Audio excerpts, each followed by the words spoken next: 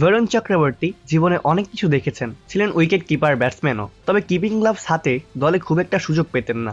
রাজ্য দলে বেশ কয়েকবার সুযোগ না পাওয়ায় বরুণ এক পর্যায়ে ক্রিকেটই ছেড়ে দিয়েছিলেন।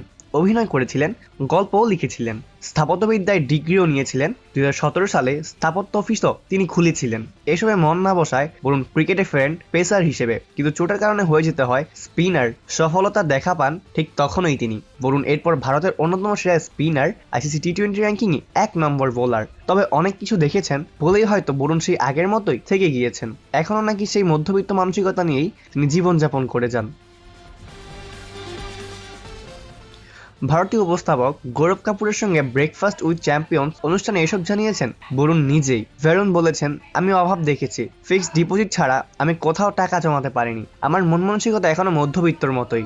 অর্থ কত শক্তিশালী তা আমি জানি। কোনো কিছু খুব শক্তিশালী হলে তার পূর্ণ সদ্ব্যবহার করতে হয়। আমার মনে হয় টাকা দিয়ে নিজের লাইফস্টাইল পরিবর্তনের চেয়ে আপনি অন্য কারো জীবন পরিবর্তন করতে পারেন। এটা আরো বেশি শক্তিশালী। অনেক বেশি খরচ করলে আমার নিজেকে দোষী মনে হয়।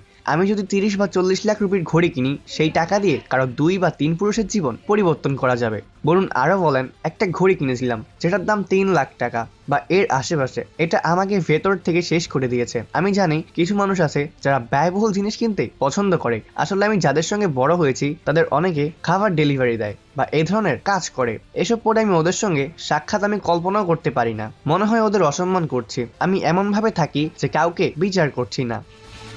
ক্রিকেটার বরুণ কথা বলেন মহেন্দ্র সিং ধোনি, বিরাট কোহলি ও রোহিত শর্মার পার্থক্য নিয়েও। এই তিন কিংবদন্তি একে অন্যের তুলনায় কোথায় আলাদা সে প্রসঙ্গে বরুণ বলেছেন, রোহিত শর্মার কথা বলতে গেলে বলতে হবে তিনি খুব কৌশলী। তিনি এমনটা বলেন, এটা করার চেষ্টা করো, পুরনো বলে বল করো, আরো বেশি ভাগ পাওয়া যাবে, এসব কিছু।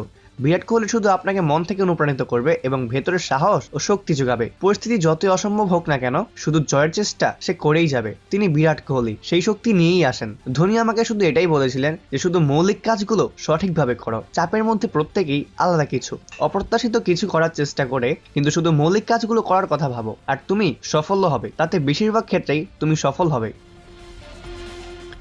টি-20 ক্রিকেটে 1 নম্বর বোলার হওয়ার পর নিজেকে সেরা মনে করেন না বরুণ চক্রবর্তী। তার মতে সেরা জাসপ্রীত বুমরাই। আমি এখন দাবা অনুসরণ করি। যখন গুকেশ চ্যাম্পিয়নশিপ জিতলো, সে বলেছিল, আমি এখন হয়তো বিশ্ব চ্যাম্পিয়ন, কিন্তু সবাই জানে মানকাস কানসেন 1 নম্বর খেলোয়াড়, তাই আমি হয়তো 1 নম্বর র্যাঙ্কিংধারী বোলার, কিন্তু 1 নম্বর সবসময় জাসপ্রীত বুমরাই। সুনীল নারায়ণ, রশিদ খানরাও আছেন। আমি ভালো করেছি, কিন্তু সেই পর্যায়ে পৌঁছানোর জন্য এখনো কিছুটা সময় আমার অনেক বাকি। অপূর্ব দাস, প্লেবাস নিউজ।